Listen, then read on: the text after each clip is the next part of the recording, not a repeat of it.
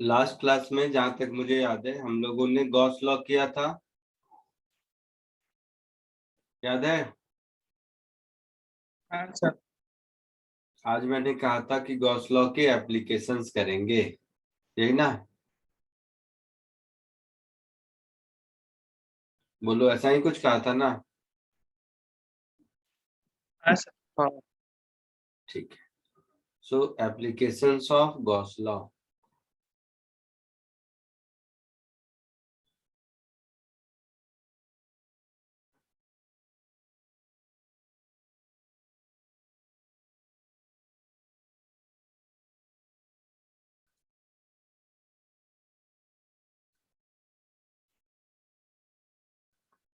चलो ध्यान से देखो। कूलम्ब्स लॉ तो हम लोगों को पता है ना? कूलम्ब्स लॉ तो सबको पता है।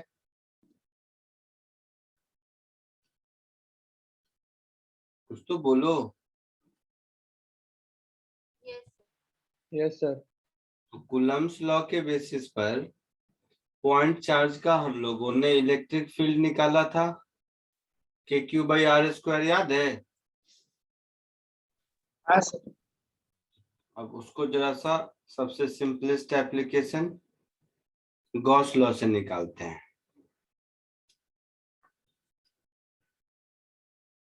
सो first is electric field and potential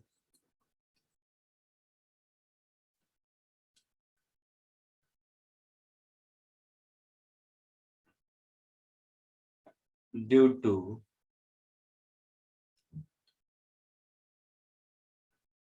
a point charge.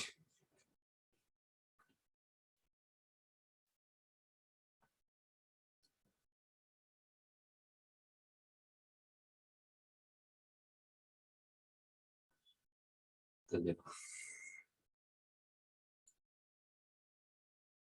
इसमें हम लोगों ने क्या फंडामेंटल यूज किया था कि इलेक्ट्रिक फील्ड का definition force acting on unit positive charge placed at that point, और फिर कूलम्ब्स लॉ लगाया था। यही किया था, यही किया था ना? हाँ सर। हाँ सर। अब ऐसा सोचते हैं, मैंने बना दिया पहले पर मुझे इसको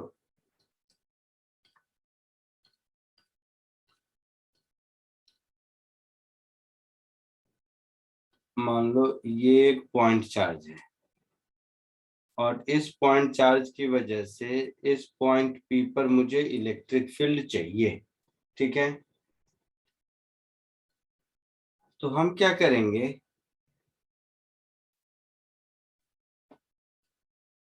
तो हम ऐसा करते हैं कि इस पॉइंट पी का यहाँ से जो भी डिस्टेंस है उस डिस्टेंस का एक स्फेरिकल गॉसियन सरफेस अपने मन से ड्रॉ कर देते हैं, ठीक है? कूलम्ब्स लॉ हम यूज नहीं करेंगे, तो अपने मन से हाइपोथेटिकली एज्यूम कर लिया एक गॉसियन सरफेस। अब हम लोगों को गॉस लॉ से मालूम है कि इस पॉइंट चार्ज का फ्लक्स Q/ε0 होगा। हाँ सर। तो फ्लक्स मेरा हो गया Q/ε0, flux through this close surface. Flux होता क्या है? तो E.ds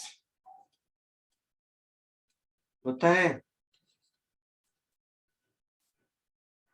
तो E.ds through this close surface ऐसा होगा। अब हम किसी भी पॉइंट पर, किसी भी पॉइंट पर इस गॉसियन सरफेस के अगर देखेंगे तो इलेक्ट्रिक फील्ड वेक्टर और एरिया वेक्टर एक ही डायरेक्शन में होगा। हर जगह पर यही कहानी होगी। हाँ और सर। इलेक्ट्रिक फील्ड कितना है ये नहीं मालूम, लेकिन हर जगह पर रहेगा तो सेम। क्योंकि पॉइंट चार्ज से सेम डिस्टेंस पर है, सिमेट्रिकल है ना। तो इसको हम ऐसे लिख सकते हैं, इलेक्ट्रिक फील्ड वेक्टर, अच्छा चलो एक बार लिख देता हूँ, into ds vector into cos of 0 degree through this closed area, I mean mod of, दोनों का mod, through this closed area, ये q बाई एप्सिलॉन नॉट होगा। a डॉट b का यही फॉर्मूला होता है ना, बोलो। तो यस कांस्टेंट है इंटीग्रेशन के बाहर, इस क्लोज सरफेस का ds और cos 0 1 हो गया, this is q by epsilon nought. तो ये टर्म टोटल सरफेस एरिया बताएगा। सो E into 4πr² is q by epsilon nought. तो देखो यहाँ से इलेक्ट्रिक फील्ड वही मिल गया, q अपॉन 4πε0r², जो पॉइंट चार्ज का फॉर्मूला हुआ करता था गॉस लॉ से, कूलम्स लॉ से। हाँ सर वही आया। एक बार फील्ड मिल गया तो पोटेंशियल भी मिल जाएगा, माइनस dE/dr से। आई बात समझ में? अच्छा, तो इसमें क्या सीखा यस सर।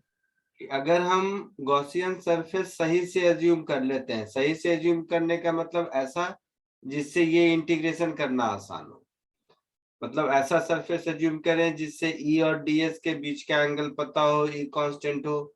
नहीं, थ्योरेटिकली तो मैं कैसा भी टेढ़ा मेढ़ा बना दूं ये ट्रू है, लेकिन इससे मेरा वो पर्पस सॉल्व नहीं होगा कि मुझे इलेक्ट्रिक फील्ड यहाँ से एट आर डिस्टेंस चाहिए। ठीक है, चलो एक दूसरा एप्लीकेशन जो आप पहले कर चुके हो वही सब बताता हूँ, नया तो बाद में। दूसरा एप्लीकेशन देखो,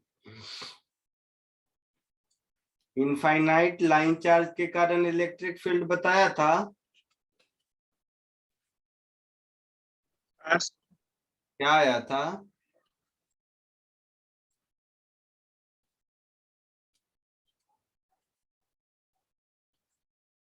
बोलो।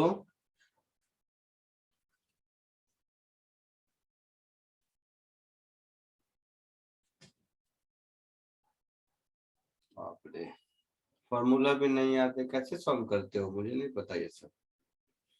इस चैप्टर में ये और ग्रेविटेशन मिला के सबसे ज्यादा फॉर्मूला है, इसमें फॉर्मूला ही तुम्हें नहीं याद है।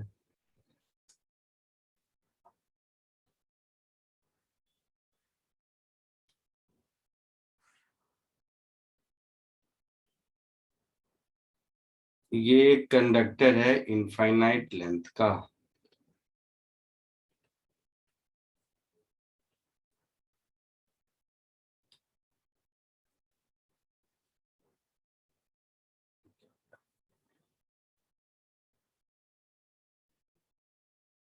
ये कंडक्टर है,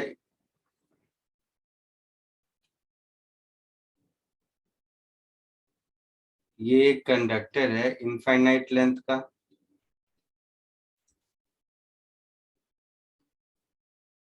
तो इस पर चार्ज यूनिफॉर्मली डिस्ट्रीब्यूटेड है, चार्ज पर यूनिट लेंथ लैम्डा। मुझे यहाँ से r डिस्टेंस दूर किसी पॉइंट पर इलेक्ट्रिक फील्ड निकालना है। याद आ रहा है कुछ फॉर्मूला?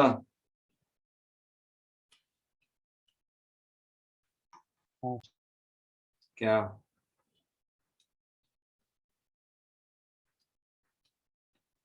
तो हम क्या करते हैं, मान लो यहाँ पर इस तरह का एक, किसी भी लेंथ का, लेंथ कह लो, एक सिलिंड्रिकल गॉसियन सरफेस कंसीडर करते हैं अपने मन से।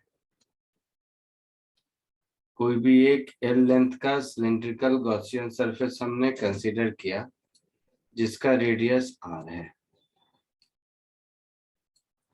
तो सेम स्टोरी, इससे जो टोटल इलेक्ट्रिक फ्लक्स होगा ये q enclosed upon epsilon not होगा, गॉस लॉ यही कहता है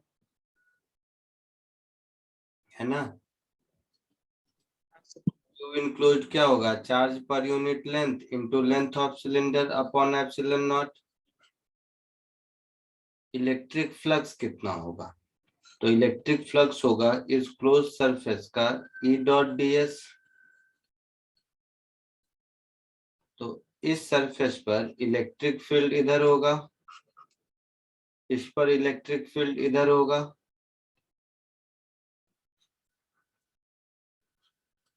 कितना होगा ये नहीं पता, बट हर जगह इस ई की वैल्यू सेम होगी और इसका सरफेस एरिया भी इधर होगा। ये दोनों जो टॉप सरफेस हैं, यहाँ से फ्लक्स जीरो होगा क्योंकि फील्ड वेक्टर और एरिया वेक्टर परपेंडिकुलर हैं। समझ आ रहा है? हाँ सर। तो ये yes sir. E dot D S की वैल्यू ई इंटू सिलेंडर का surface area that is 2πr_l यही होगा।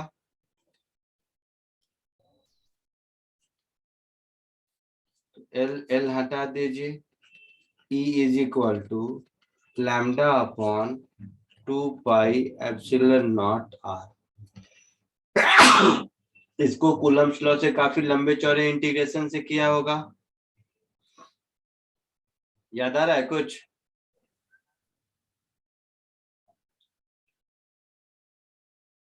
चलो ये दोनों पहले कॉपी कर लो, फिर और भी एप्लीकेशंस बताता हूँ।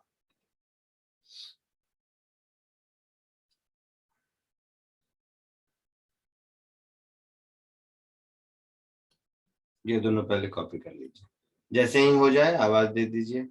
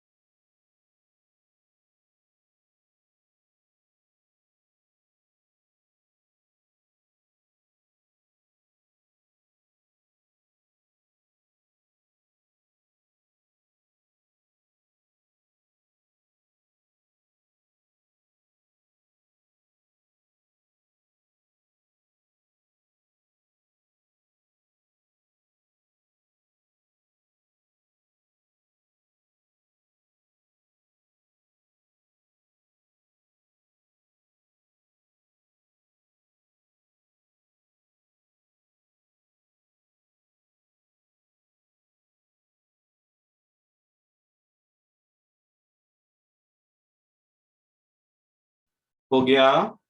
हाँ सर। कैसे हो जाए बताओ तुमको, आगे बढ़े? सर एक सेकंड, सबसे लास्ट का बाकी है।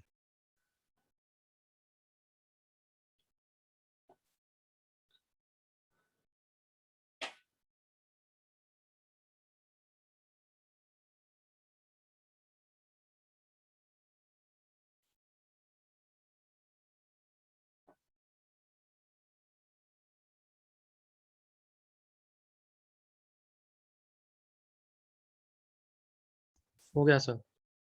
हो गया। हाँ। आगे बढ़ते हैं। हाँ।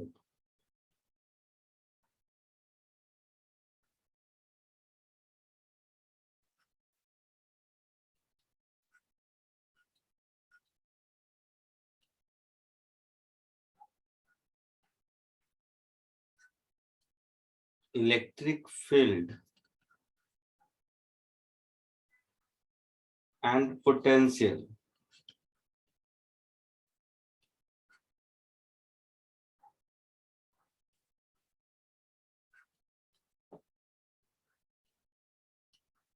due to a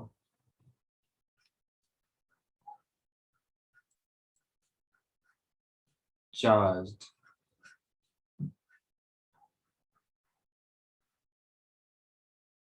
spherical conductor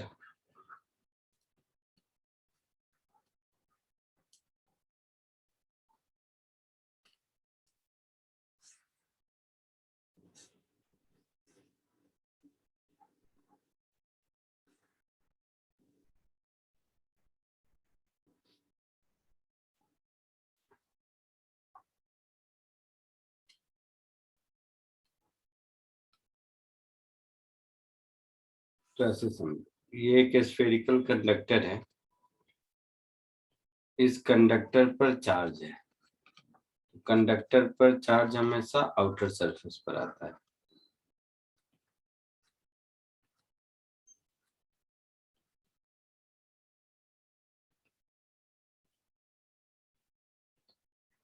इसके कारण हम लोग किसी पॉइंट पर फील्ड निकालना चाहते हैं, तो ये पॉइंट पी है जहां हम फील्ड निकालना चाहते हैं। ये डिस्टेंस आर और कंडक्टर का रेडियस कैपिटल आर। तो यहाँ पर दो बातें होंगी, एक if r is greater equal to capital R,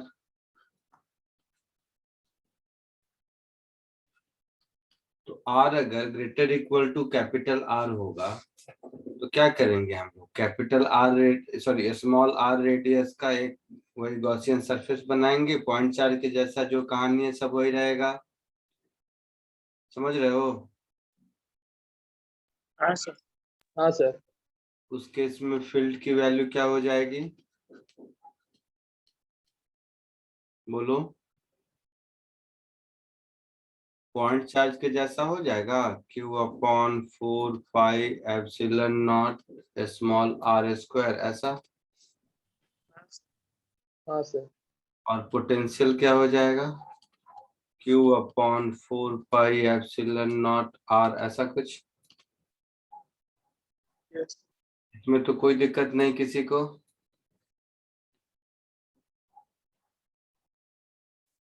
B में if r is less than r,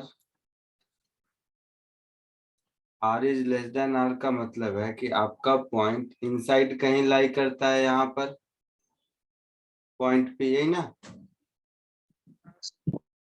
तो इसका गॉसियन सरफेस अगर बनाएंगे तो चार्ज इनक्लोज 0 होगा, तो इस केस में इलेक्ट्रिक फील्ड 0 होगा, बोलो? हाँ सर। और पोटेंशियल कितना होगा बताओ?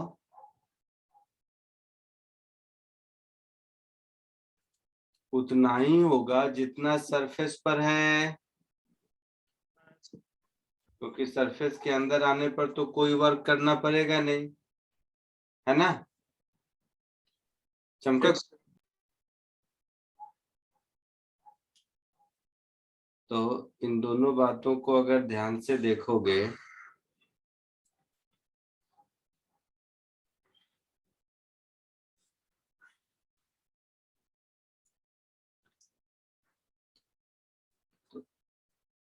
Electric field versus distance R का ग्राफ।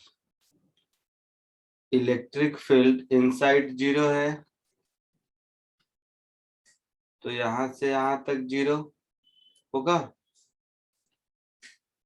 Yes.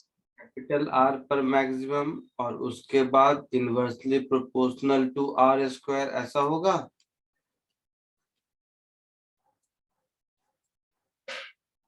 बोलो। Yes. पोटेंशियल वर्सेस आर का ग्राफ देखेंगे तो 0 से कैपिटल आर तक कांस्टेंट है कितना, तो Q/4πε0r होगा ना। Yes. इसके बाद डिक्रीज करेगा इनवर्सली प्रोपोर्शनल टू 1/r के रेस्पेक्ट में। आया समझ में सबको। Yes. पक्का। Yes. चलो तो इसको कॉपी कर लो। तो ग्रेविटेशन में सेम ही था ना। हाँ सेम था, ग्रेविटेशन में इसको सेल थ्योरम बोलते थे। Yes. हाँ सर। यहाँ पर गॉस लॉ बोलते हैं। दोनों दो अलग है बट सिमिलर रिजल्ट। ग्रेविटेशन में सिमिलर रिजल्ट हमें सेल थ्योरम से मिला था, यहाँ पर उस तरह का सिमिलर रिजल्ट हमें गॉस लॉ से मिलता है।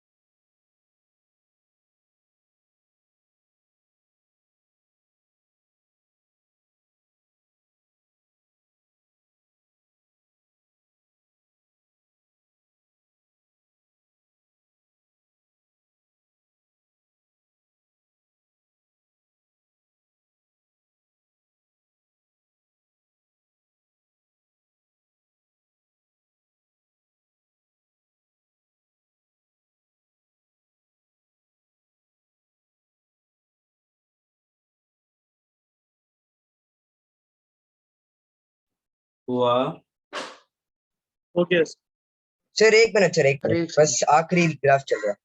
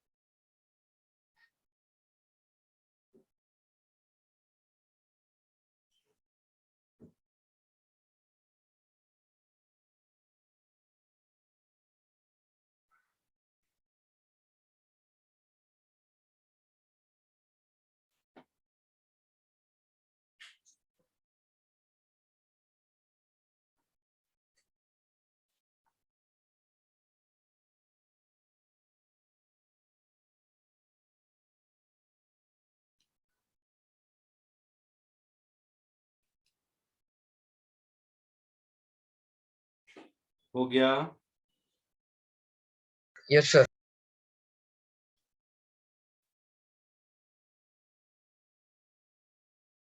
ठीक है, अब यही अगर कंडक्टर की जगह नॉन कंडक्टर रहे तो नॉन कंडक्टर का मतलब होता है कि अगर आप इसमें चार्ज दोगे तो ये charge through out the volume distribute होता है, सरफेस पर नहीं रहता है। हम लोग नेक्स्ट लेक्चर में थ्योरी ऑफ कंडक्टर्स पढ़ेंगे तो उसमें भी देखेंगे। तो इसमें क्या होता है, through out the volume distribute होता है, मतलब जो भी क्यू चार्ज है वो इसके पूरे वॉल्यूम में है।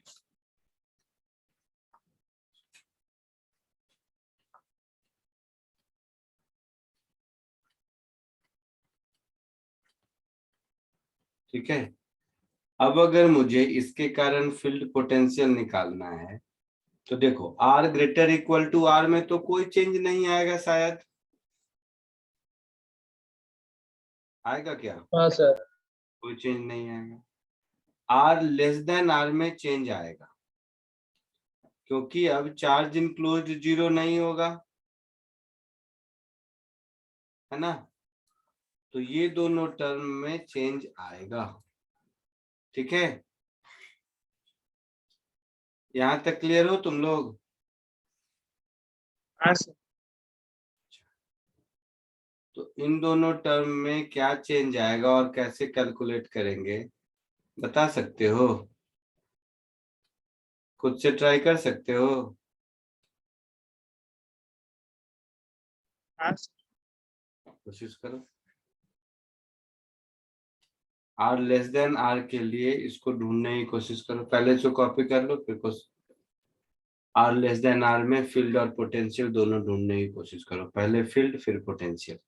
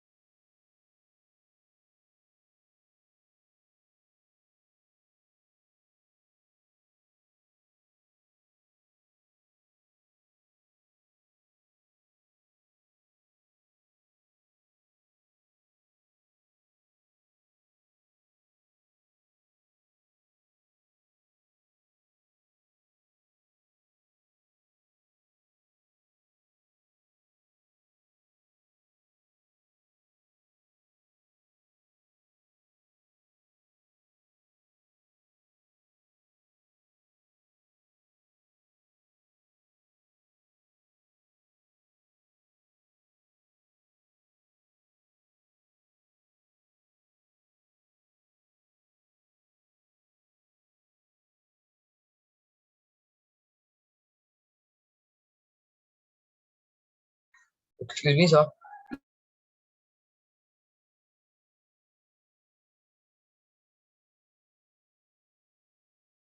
बोलो। सर मुझे लग रहा है कि पिछले मतलब E is equals to Q divided by नहीं E is equals to K Q divided by R square है ना, वही होगा लग रहा है। चलो देखो, Q into small r upon 4 pi epsilon naught into r cube. हाँ ये सही, ये सही है, वेरी गुड। तो देखो, इसमें इलेक्ट्रिक फील्ड अगर निकालेंगे, दूसरा कलर ले लेते हैं। इलेक्ट्रिक फील्ड के लिए surface integral of E dot ds is Q enclosed upon epsilon not, वही कहानी होगी। तो E into 4 pi small r square, Q enclosed अब क्या हो जाएगा, तो density into 4/3 pi small r cube divided by epsilon not, यही होगा। तो इलेक्ट्रिक फील्ड हो जाएगी density upon 3 epsilon nought into small r। ठीक है, इसी को ऐसे भी लिख सकते हो, डेंसिटी को क्या लिख देंगे, तो Q अपॉन 4/3 पाई r क्यूब, यही डेंसिटी होगा ना, capital R cube upon 3 epsilon nought into small r, ऐसा कुछ होगा। तो ऐसा कुछ इलेक्ट्रिक फील्ड होगा। बेस्ट तरीका याद रखने का वैसे ये है, छोटा expression, charge density small r upon 3 epsilon not, और नहीं तो ऐसे भी कह सकते हो, दोनों एक ही बात है ना। तो यहाँ दिख रहा है कि 0 से r के बीच में electric field directly proportional to r है ना। तो ऐसा ग्राफ होगा। इलेक्ट्रिक फील्ड वाला पार्ट क्लियर हुआ। Yes. पोटेंशियल सोच सकते हो या मैं कर दूं। Potential ट्राई किया होगा। ट्राई किया, आज आया कुछ नहीं नहीं आया, चलो मैं ही कर देता हूँ।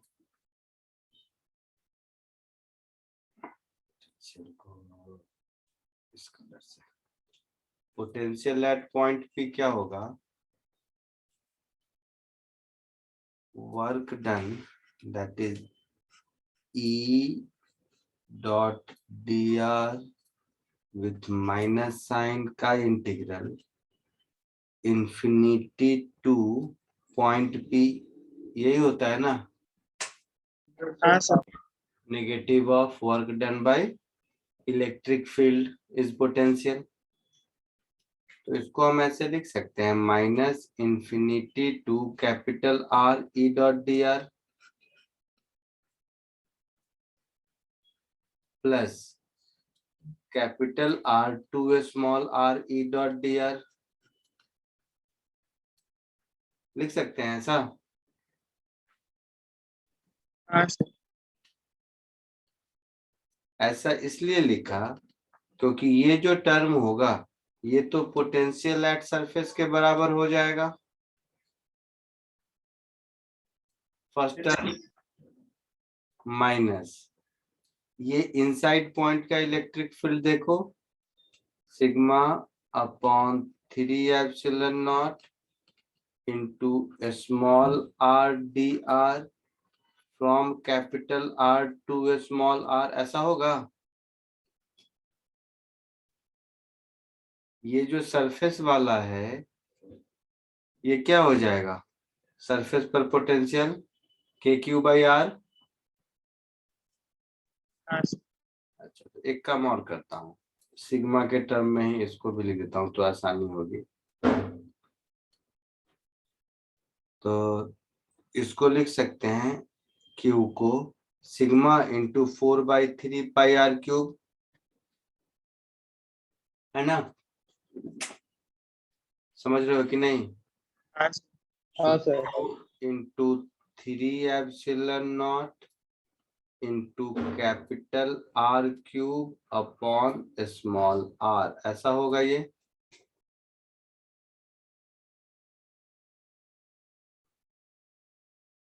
बोलो।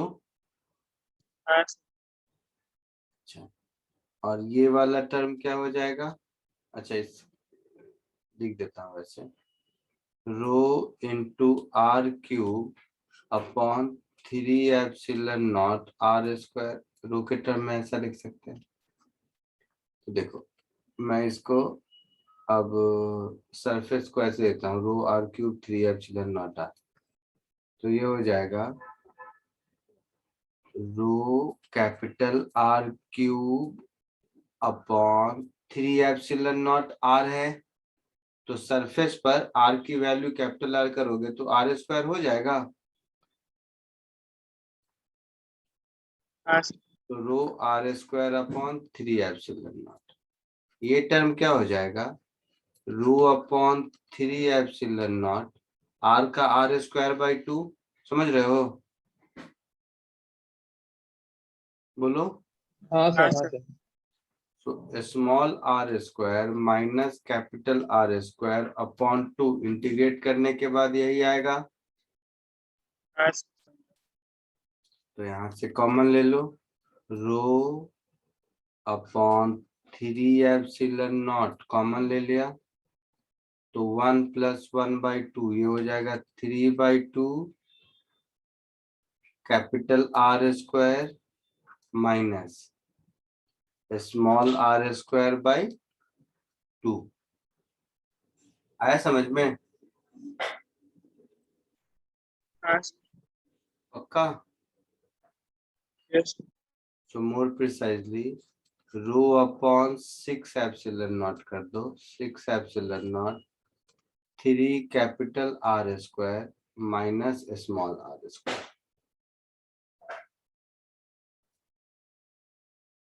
ठीक है, चेक करने के लिए स्मॉल r का वैल्यू कैपिटल R पुट करके देखो तो तुम्हें ये रिजल्ट आना चाहिए। समझे कुछ? हाँ सर। ये जो पोटेंशियल का एक्सप्रेशन है ये इस चैप्टर का एज वेल एज ग्रेविटेशन का सबसे बड़ा वाला फॉर्मूला है। बाकी तो याद रह जाता है लेकिन ये याद रखना जरूरी है, लिख लिख के 5 बार 10 बार प्रैक्टिस करो, बहुत काम देता है। बाकी फील्ड विल्ड याद रह जाता है, ये थोड़ा कम याद रहता है क्योंकि यूज कम है इसका। अब अगर इसका ग्राफ ड्रॉ करोगे तो देखो स्मॉल r = 0 पुट करोगे तो स्मॉल r पर सबसे ज्यादा होगा, हाँ सर। आई मीन सेंटर पर। तो इसका ग्राफ ऐसा होगा, यहाँ पर मैक्सिमम यहाँ से कम होगा, यहाँ के बाद यही फॉलो करेगा। ठीक है, और ये जो मैक्सिमम होगा इसकी वैल्यू हो जाएगी 3/2 ऑफ सरफेस।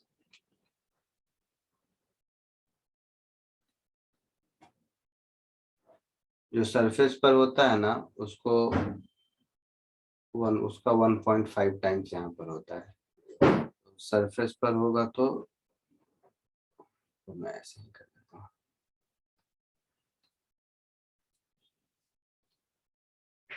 वैल्यू पुट कर दो 3 रो r² अपॉन 2 एप्सिलॉन नॉट और यहाँ पर हो जाएगा रो r² upon 3 epsilon not surface पर। ये जगह समझ के इसको लिख लो।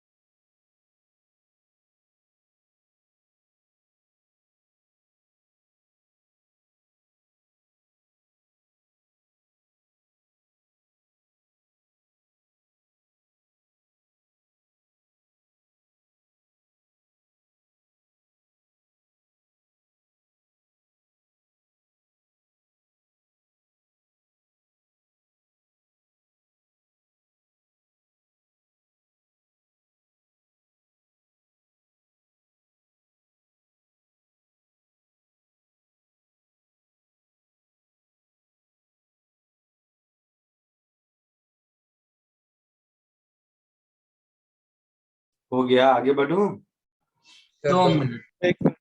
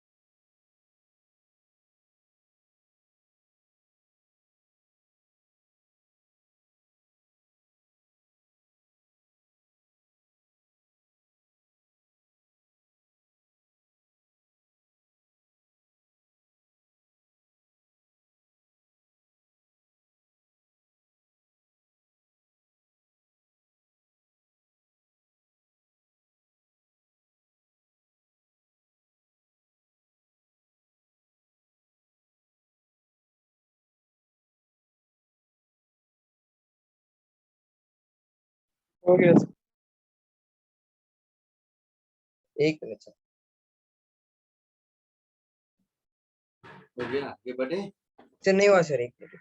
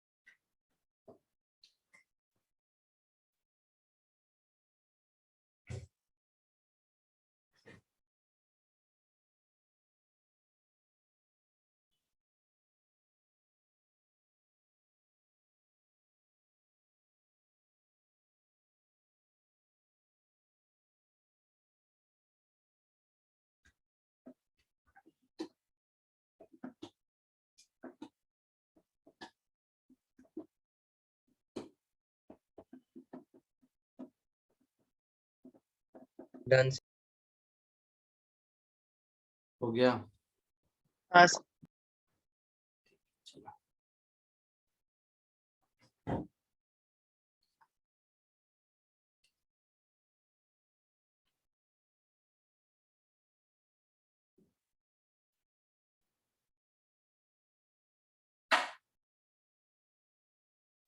फिफ्थ,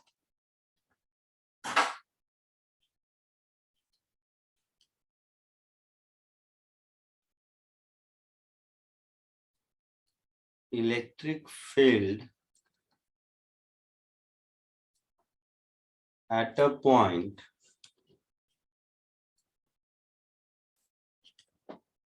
due to a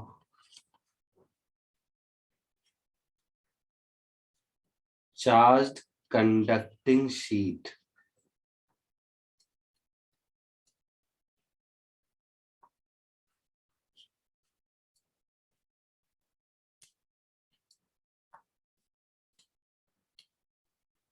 ध्यान से समझो, थोड़ा इंपॉर्टेंट है ये।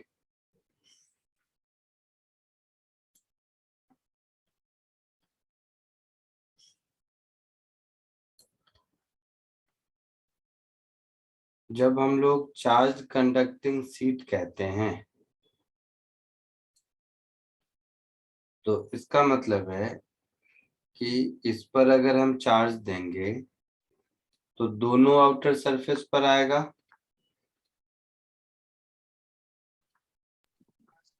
है ना।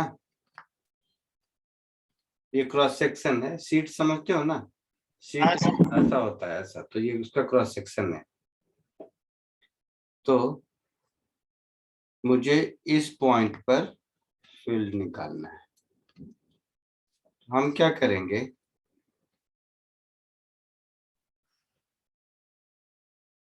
सपोज देखना ध्यान से, एक ऐसा किसी भी लेंथ का गॉसियन सरफेस कंसीडर कर लिए जिसके सिलिंड्रिकल, जिसके इस सरफेस पर ये पॉइंट लाई करे, ठीक है। ध्यान से समझो, अगर मैंने ये सिमेट्रिकल लिया है, सुन रहे हो, सब लोग समझो, एकदम कंसेप्चुअली बहुत ही अच्छा कॉन्सेप्ट है ये। अगर मैंने ये सिमेट्रिकल लिया है, इसका मतलब है कि यहाँ पर इलेक्ट्रिक फील्ड जितना भी हो, मुझे नहीं पता कितना है, बट ये जितना भी होगा,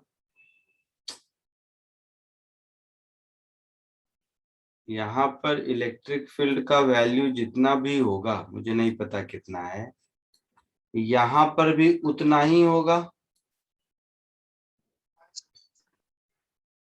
है ना। अब ध्यान से, तो इस गॉसियन सरफेस का रेडियस मैंने अगर r लिया है, सब ध्यान से समझेगा, तो यहाँ पर फ्लक्स कितना हो जाएगा, पाई r स्क्वायर ई होगा। यहाँ पर भी फ्लक्स कितना हो जाएगा, सेम, पाई r स्क्वायर ई, दोनों पॉजिटिव ही होगा। और जो कर्व्ड सरफेस है वहां का एरिया वेक्टर इधर और फील्ड वेक्टर इधर कहीं भी, तो यहाँ से फ्लक्स 0 होगा। Yes sir. दोनों कर्व्ड सरफेस से फ्लक्स 0 होगा। अब अगर हम लोग गॉस लॉ लगाएं,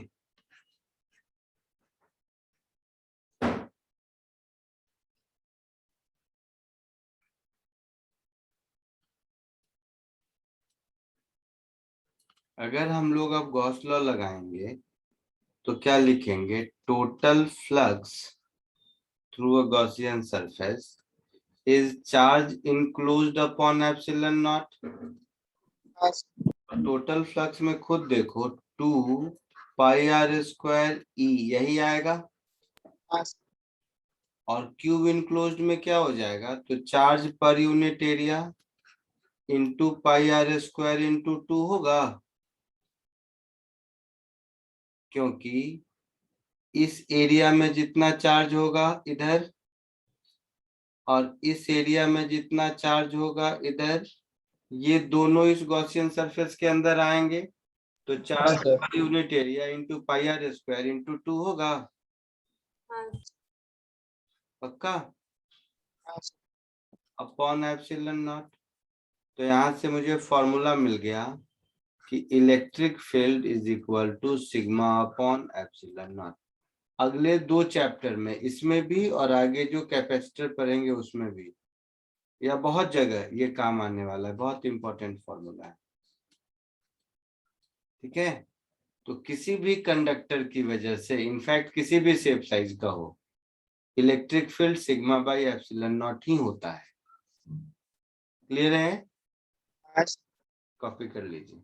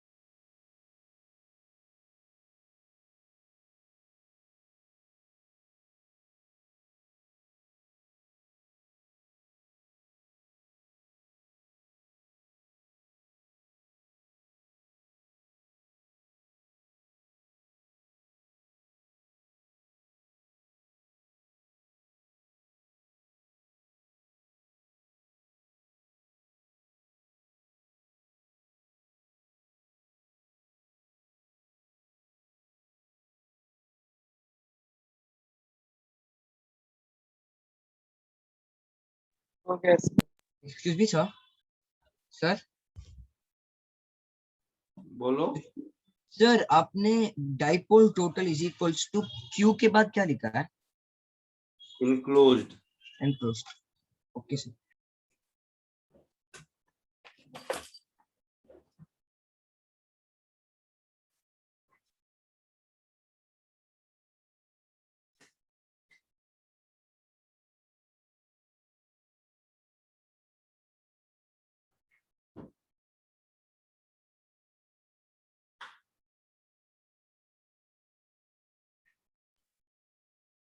डन सर।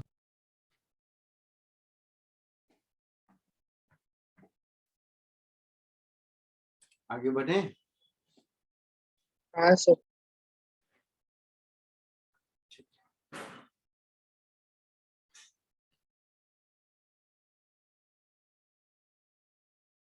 यही अगर नॉन कंडक्टिंग रहता, ठीक है।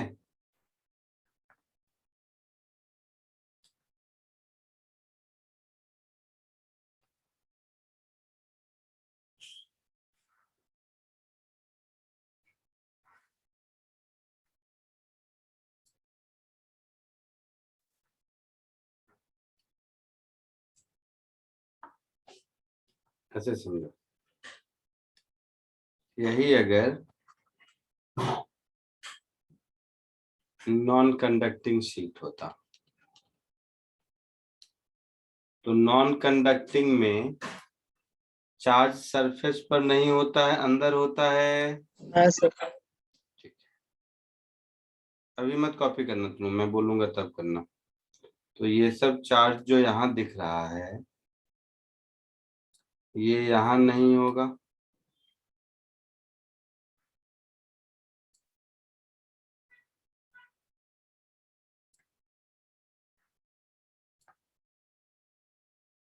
ये इसके अंदर होगा, होगा। Yes sir. ये शीट है, शीट है तो निग्लिजिबल थिकनेस है, या कुछ भी थिकनेस मान लो, कुछ भी थिकनेस ऐसा, टी पकड़ लो, ठीक है। हाँ सर। तो यहाँ पर ध्यान से समझो सर, सब कुछ वही है, कहीं कोई चेंज नहीं है। यहाँ पर जो चार्ज इंक्लूज लिखेंगे हम, ये चार्ज इंक्लूज मेरा क्या हो जाएगा, volume charge density into thickness T into pi R square, हाँ या ना, डिवाइडेड बाई एप्सिलॉन नॉट। हाँ सर। टी क्या है, थिकनेस है।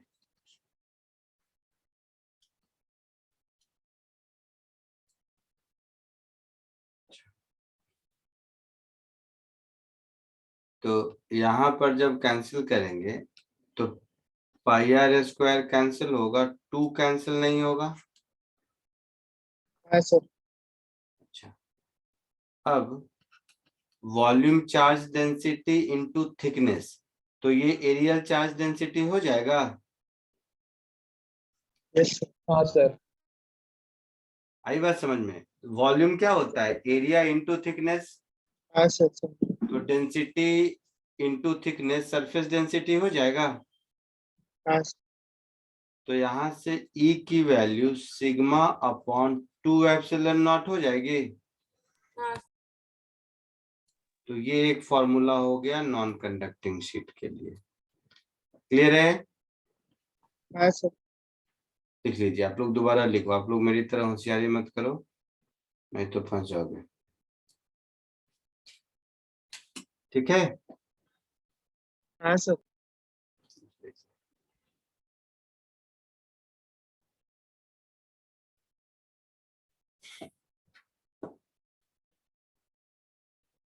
एससी वर्मा सॉल्व किया तुम लोगों ने?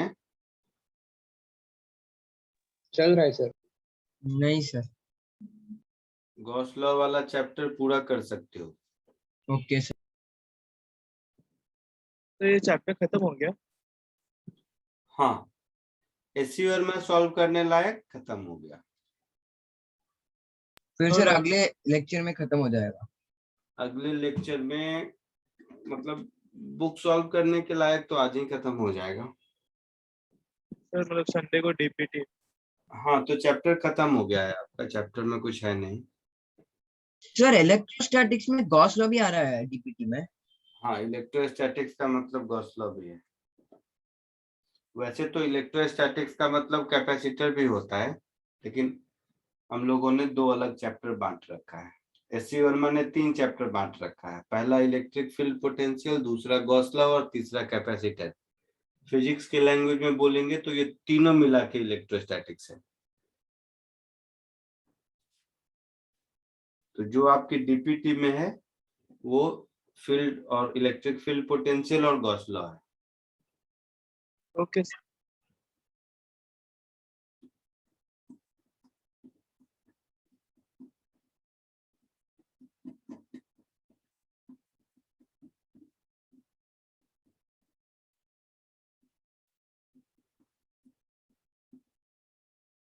आगे बढ़े। 2 मिनट। एक मिनट।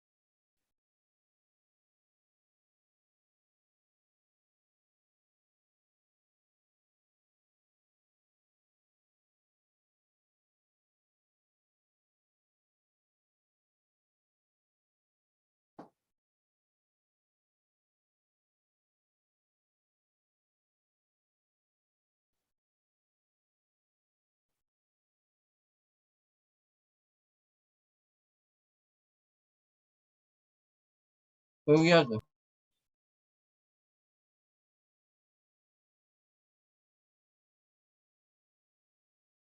हो गया। हाँ।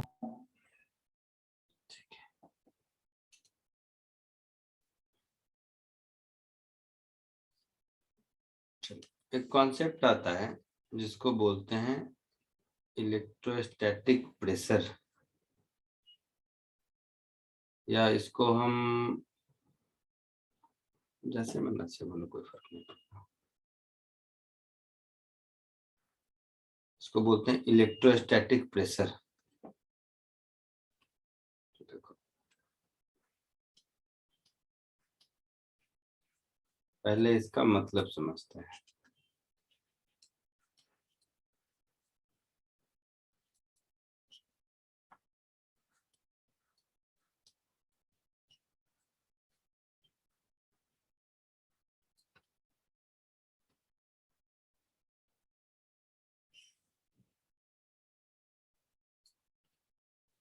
सपोज कोई भी एक कंडक्टर है किसी भी शेप साइज का, जैसा मन वैसा ड्रॉ कर लो। कोई भी एक कंडक्टर है किसी भी शेप साइज का, इस पर अगर हम चार्ज रखेंगे तो ये सारे चार्ज एक दूसरे को रिपेल कर रहा होगा। तो ये कंडक्टर अपने आप में एक प्रेशर में होगा। उसी प्रेशर को हम लोग इलेक्ट्रोस्टैटिक प्रेशर कहते हैं। तो इलेक्ट्रोस्टैटिक प्रेशर कहते किसको हैं, पहले ये समझ आया? हाँ sir.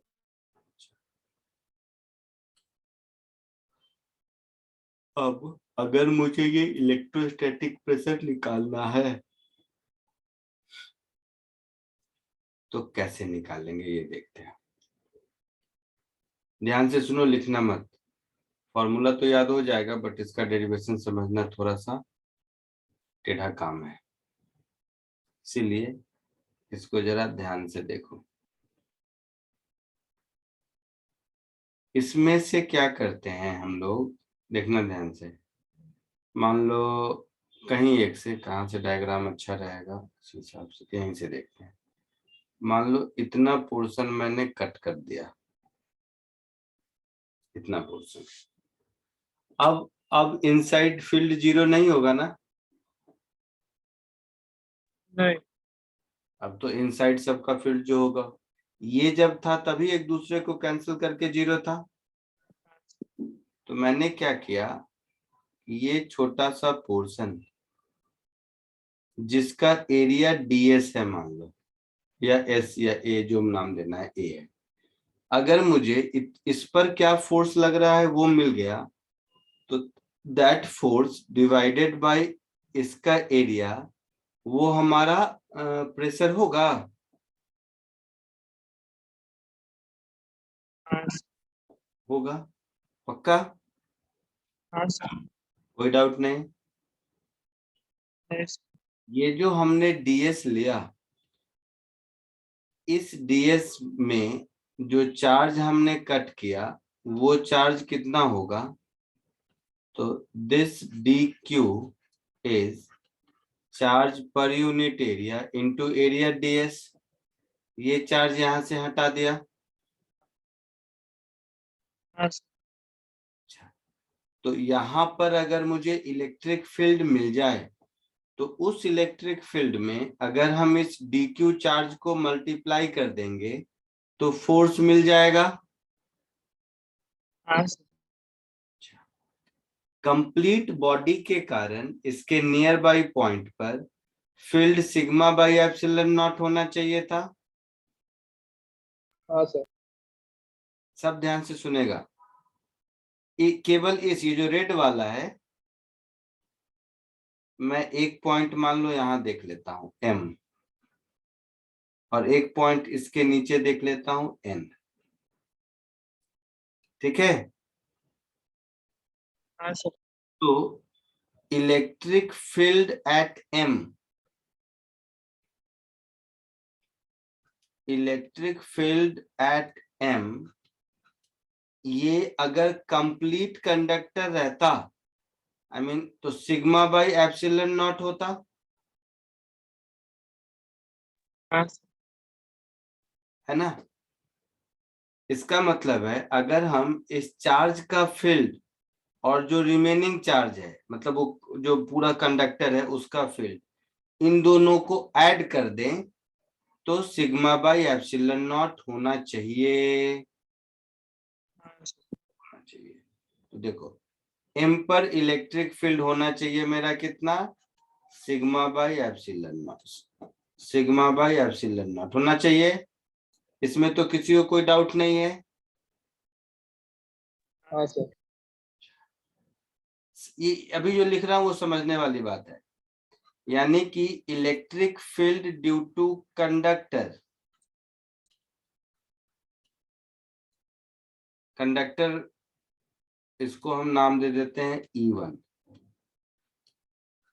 Plus electric field due to वो जो रेड वाला पार्ट है, ठीक है, इसका नाम दे देते हैं E2। इन दोनों का सम सिग्मा बाई एप्सिलॉन नॉट होना चाहिए। हाँ सर। देखो ये नोमेनक्लेचर में तुम लोग गड़बड़ करोगे, इसके लिए मैं ऐसा लिख देता हूँ। यहाँ पर ऐसे सोचो, यहाँ पर ब्लैक वाले के कारण फील्ड होगा,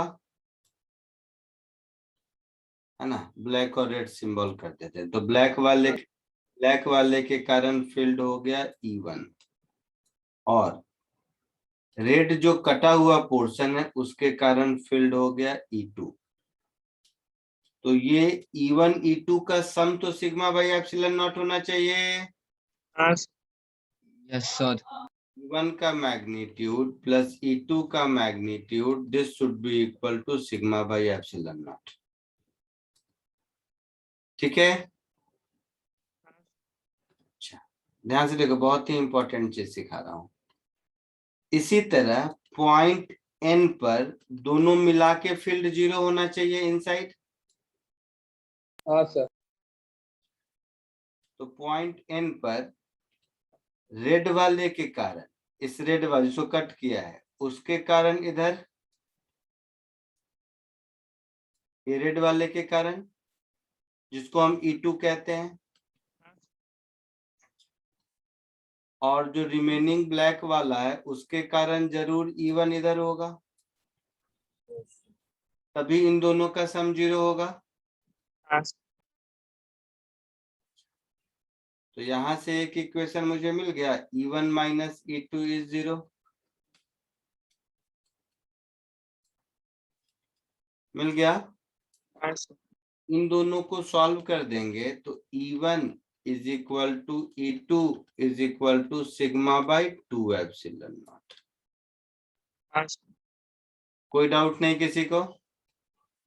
सर यहाँ पे E1 और E2 मतलब मतलब E1 कैसे ऊपर, सेकंड केस में E1 ऊपर कैसा जा रहा है और E2 नीचे कैसे जा रहा है? E2 तो नीचे ही जाएगा ना, ये रेड वाले चार्ज के कारण ऊपर फील्ड ऊपर की ओर, नीचे नीचे की ओर। है ना, आउटवर्ड डायरेक्शन में होगा, तो रेड वाले का तो कोई दिक्कत ही नहीं है। कैसा सर, नहीं समझ। अरे पॉइंट चार्ज के कारण फील्ड किधर होता है, हाँ ओके ओके। बाहर की ओर जिधर। हाँ सर। अब इसमें ब्लैक वाला अगर मिला दें तो पॉइंट एन पर फील्ड 0 होना चाहिए, क्योंकि कंडक्टर के अंदर फील्ड हमेशा 0 होता है, हाँ सर। मतलब ब्लैक वाला जरूर इसके अपोजिट होगा। हाँ ओके। ठीक है,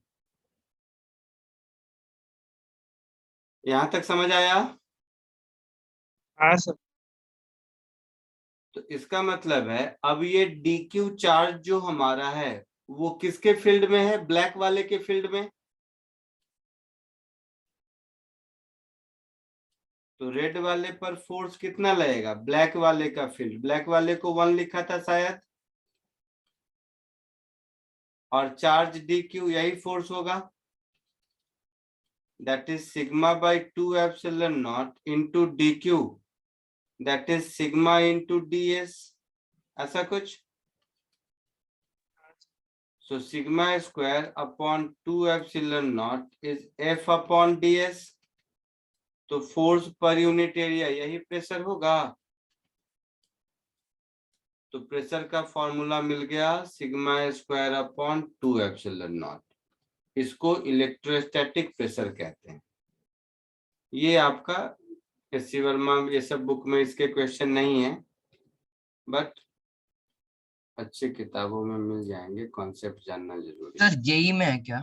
हाँ, तो इसको बोलते हैं इलेक्ट्रोस्टैटिक प्रेशर। सर मॉड्यूल में है। हाँ मॉड्यूल में है, एक आध क्वेश्चन मॉड्यूल में मिल जाएगा। ये होगा इलेक्ट्रोस्टैटिक प्रेशर का फॉर्मूला। तो किसी भी कोई भी कंडक्टर किसी शेप साइज का हो, उस पर इलेक्ट्रोस्टैटिक प्रेशर हमेशा sigma square upon 2 epsilon not रहता है। ठीक है, कॉपी कर। Yes sir.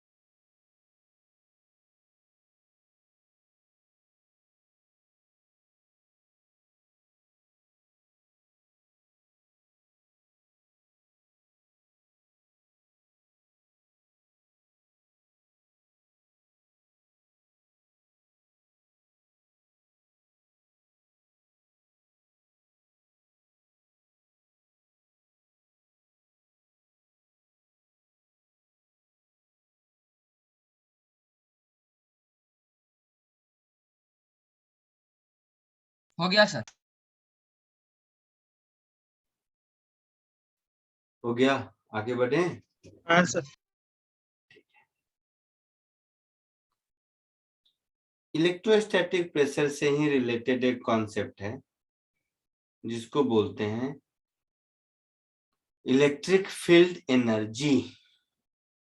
ठीक है, फ्लूइड मैकेनिक्स पढ़े हो क्या तुम लोग?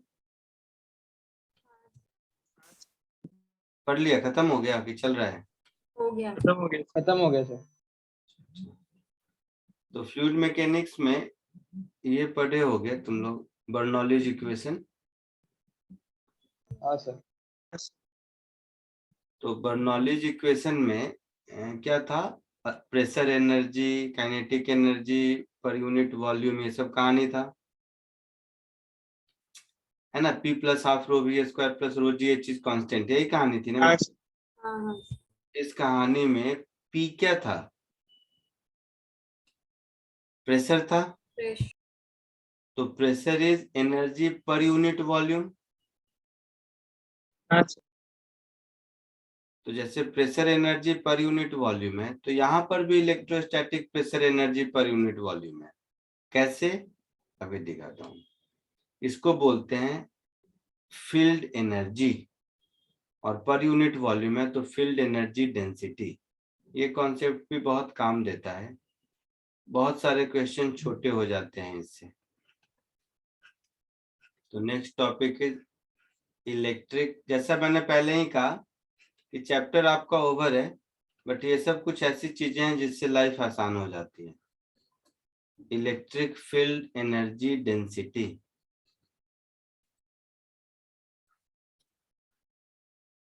नेक्स्ट लेक्चर में थ्योरी ऑफ कंडक्टर सिखाऊंगा। वो भी थ्योरी है, थ्योरेटिकल ज्यादा है, practical numerical point of view से भी बहुत अच्छे क्वेश्चन आते हैं उसके वजह से। तो देखो, ऐसे सोचो कि किसी भी शेप साइज का कंडक्टर है, यही वाला ले लो क्या जो पहले ड्रॉ किया था, इसमें तो लाल वाला है। ठीक है, चलो दूसरा ड्रॉ कर देते हैं। किसी भी शेप साइज का मान लो कंडक्टर है ऐसा, इस पर चार्ज है। तो जैसा हम लोगों ने अभी देखा कि हर चार्ज प्रेशर में है, यही मतलब हुआ ना कि सरफेस का हर पॉइंट एक इलेक्ट्रोस्टैटिक प्रेशर पर होगा। हाँ सर। तो सरफेस का हर पॉइंट इलेक्ट्रोस्टैटिक प्रेशर पर है, मतलब उसके सरफेस के हर पॉइंट पे ये लग रहा है, क्या बोलते हैं, फोर्स लग रहा है, जिससे कि ये एक्सपैंड होना चाहता है ना। हाँ सर। Yes sir. तो जैसे ये एक्सपैंड होना चाहेगा,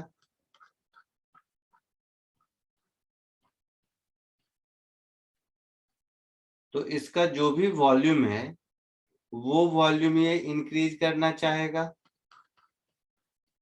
इलास्टिसिटी भी पढ़ चुके हो नहीं, प्रॉपर्टीज ऑफ मैटर में? हाँ सर, पढ़ा है। हाँ, तो कैसे स्ट्रेस होता है तो स्ट्रेस वाली एनर्जी होती है। तो यहाँ पर हाँ सर। हर हर सरफेस का हर पॉइंट स्ट्रेस में है। ध्यान से देखा जाए तो सरफेस का हर पॉइंट स्ट्रेस में है ना। तो इसका वॉल्यूम dV इंक्रीज करने में जो वर्क डन होगा, वही वर्क डन इसके अंदर एनर्जी के फॉर्म में होगा, है ना। हाँ सर। जो एनर्जी लिखेंगे हम ऐसा लिखेंगे, pressure, electrostatic pressure into volume dV।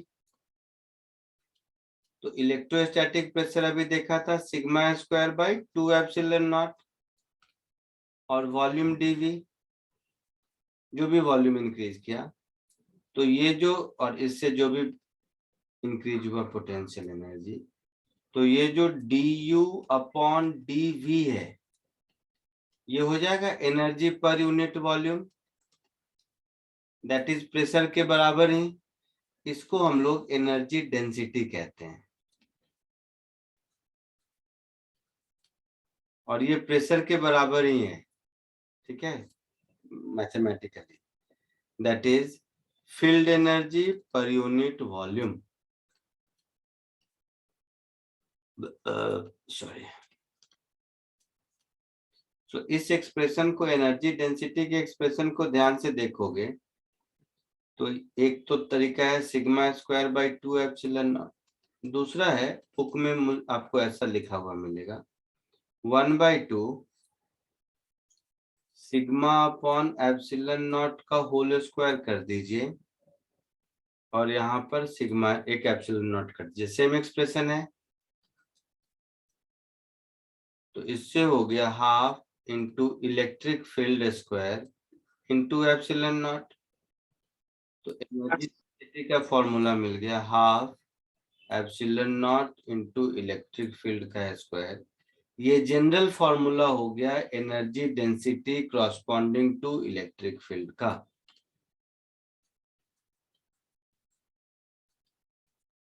ठीक है, इसको आपको याद रखना है। और ये प्रेशर को भी हम लोग इस टर्म में लिख ही सकते हैं, half epsilon not D square के टर्म में।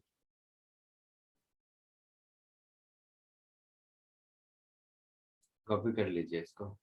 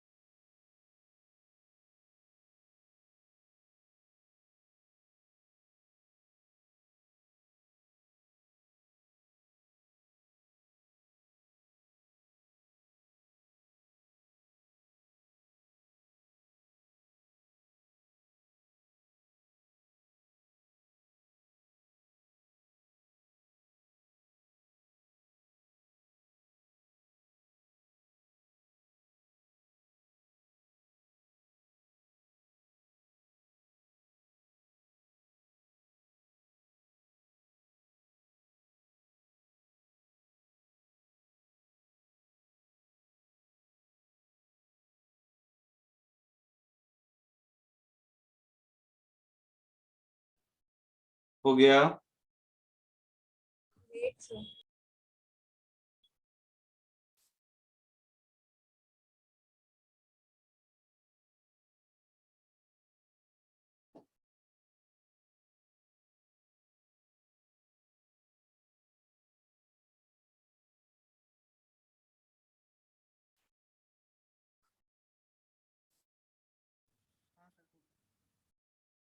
हो गया सबका? As ठीक है, फटाफट इसके जो क्वेश्चंस होते हैं बहुत आसान होते हैं, तो फटाफट एक आध क्वेश्चन करो। ये दिख रहा है? as जल्दी।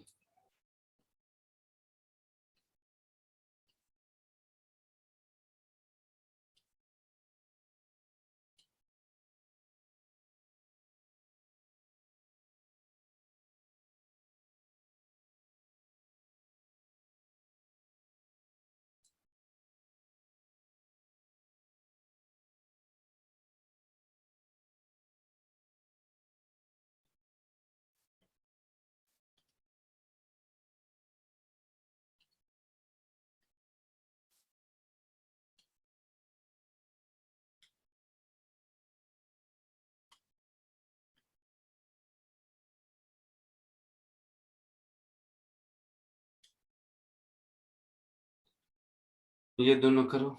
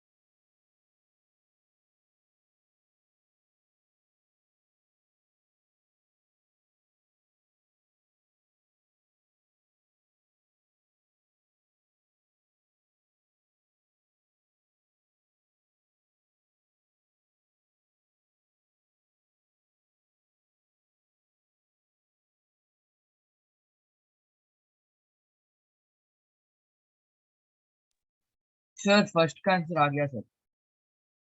Sir hello sir. बोलो ना, बोलो बोलो। Sir -5 KQ divided by 9R²। गलत आया, तो डायमेंशनली इनकरेक्ट है। तो देखो इधर, Q upon 2 pi epsilon naught r. Answer अभी नहीं पता मुझे। इस सरफेस का नाम 1 रख दो, इस सरफेस का नाम 2 रख दो, इस सरफेस का नाम 3 रख दो।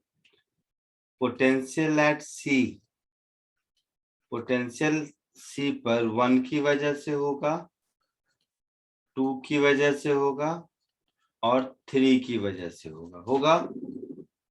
हाँ सर। हाँ सर। पॉइंट 1 के लिए ये आउटसाइड पॉइंट है ना? हाँ सर। सरफेस 1 के लिए पॉइंट सी आउटसाइड पॉइंट है। हाँ सर। KQ/4R। सरफेस 2 के लिए भी ये आउटसाइड पॉइंट है, सरफेस 2 पर चार्ज है 2Q, सो K × 2Q/4R। सरफेस 3 के सरफेस का पॉइंट है, तो सरफेस 3 के लिए फिर हो जाएगा K × 4Q/4R। अभी देखा था सरफेस पर पोटेंशियल का फॉर्मूला, हाँ सर। ऐड कर दो तो 4 2 6 7 KQ/4R। हाँ सर। ये हो गया potential at C. Potential at A, तो ए पर पोटेंशियल खुद के सरफेस के कारण होगा, सेकेंड वाले सरफेस के कारण होगा और थर्ड वाले सरफेस के कारण होगा। खुद के कारण कितना होगा? तो KQ/R होगा। बोलो। हाँ सर। सेकेंड वाले के लिए ये इनसाइड पॉइंट हो गया, तो इनसाइड पॉइंट पर पोटेंशियल उतना ही होता है जितना सरफेस पर होता है। हाँ सर। तो ऐसा होगा। थर्ड के लिए भी ये इनसाइड पॉइंट हो गया, तो थर्ड के खुद के सरफेस पर जितना होगा उतना ही अंदर हर जगह होगा। हुआ ऐसा?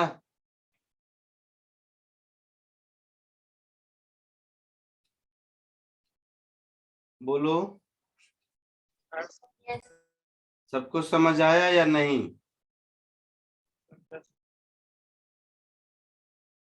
ठीक है, तो ये 3KQ/R हो गया। तो potential at A minus potential at C पूछा है, या सी माइनस है? मैंने देखा नहीं ऊपर क्या है। C minus. सी माइनस है। So potential at C minus potential at A कितना हो जाएगा? 7KQ/4R और 3KQ/R। 7KQ/4R माइनस 3KQ/R, तो -5KQ/4R ऐसा कुछ होगा। हाँ सर। ये आंसर होगा। आया समझ में? हाँ तो सेकेंड वाला करो।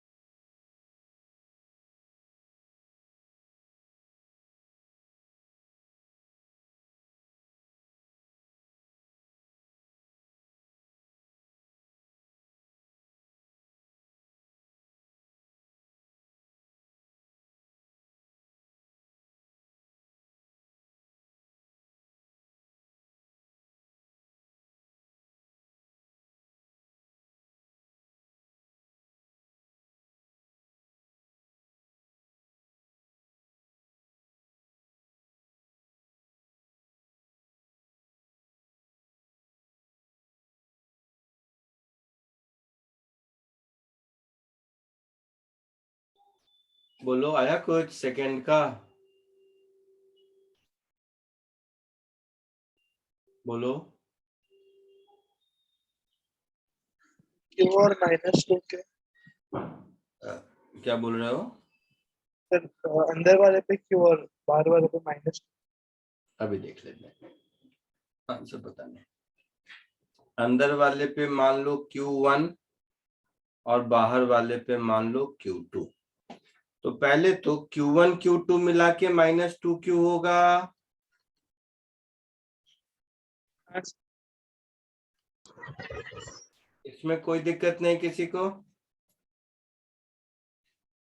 बोलो। सर। दूसरा, ये दोनों स्फेयर को एक ही पॉइंट से कनेक्ट किया है, इसका मतलब है सरफेस 1 और सरफेस 2 का पोटेंशियल सेम होना चाहिए। तो potential at 1 is equal to potential at 2। Potential at 1 लिखेंगे तो खुद के चार्ज की वजह से KQ1/R। बाहर वाले स्फीयर के लिए ये इनसाइड पॉइंट है, तो उसकी वजह से यहाँ पर पोटेंशियल उतना ही होगा जितना उसके सरफेस पर होता था। V1 के इक्वेशन में किसी को कोई दिक्कत? V2 अंदर वाले स्फीयर के कारण यहाँ पर KQ2/2R, KQ1/2R होगा, और खुद के चार्ज की वजह से भी K इंटू Q2/2R होगा ऐसा। तो अब इसको ठीक कर दो थोड़ा, तो KR ये सबको हटा दो, तो Q1 plus Q2/2 is equal to Q1/2 plus Q2/2, ऐसा कुछ।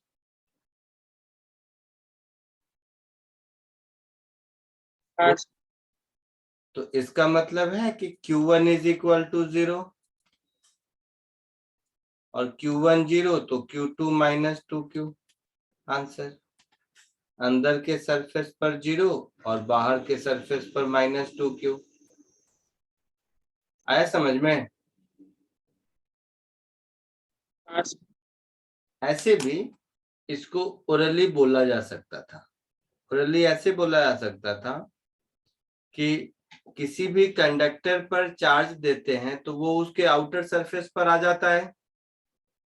तो इनर सरफेस और आउटर सरफेस दोनों एक वायर से कनेक्टेड है, मतलब ये दोनों मिला के एक ही कंडक्टर है ना। हमेशा चार्ज आउटर सरफेस पर ही रहेगा, इनर पर नहीं रहेगा। और सॉल्व करके भी वही आया। कोई डाउट किसी को? ठीक है, चलो आज के लिए इतना ही। नेक्स्ट लेक्चर में थ्योरी ऑफ कंडक्टर्स थोड़ा पढ़ेंगे और ये चैप्टर खत्म हो जाएगा। चलिए बाय। Right sir.